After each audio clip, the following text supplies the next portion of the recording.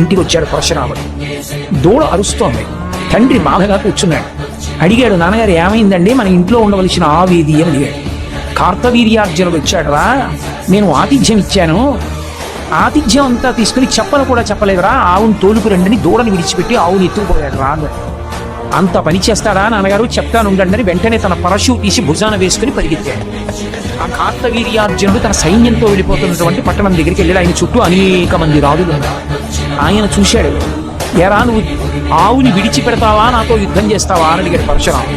కార్తవీర్యార్జునుడు అన్నాడు, బ్రాహ్మణుడు వెర్రివాడు, బాలుడు వెర్రి బ్రాహ్మణుడు, చంపేసేయండి బ్రాహ్మణుడు అనేటప్పటికీ రాజులు సైన్యం అందరూ కలిశారు. ఆయన మీద బాణప్రయోగం మొదలుపెట్టారు. ఆయన వెంటనే ఆయనలో ఉన్నటువంటి శివకేశవుల యొక్క ఆవేశం బయటికి వచ్చి తన ఒక్క పరశువుతోటి ఆయన ధనుష్టంకారం చేసి బాణ పరంపరలతోటి ఈ మొత్తం సైన్యాన్ని పడగొట్టి ఒక్క దూకి తన యొక్క పరశువుతో కార్తవీర్యార్జునుడికి ఈ చేతులు నరికేశాడు. లైక్ చేయండి, షేర్ చేయండి, ఈ ఛానల్ని సబ్స్క్రైబ్ చేసి సపోర్ట్ చేయండి.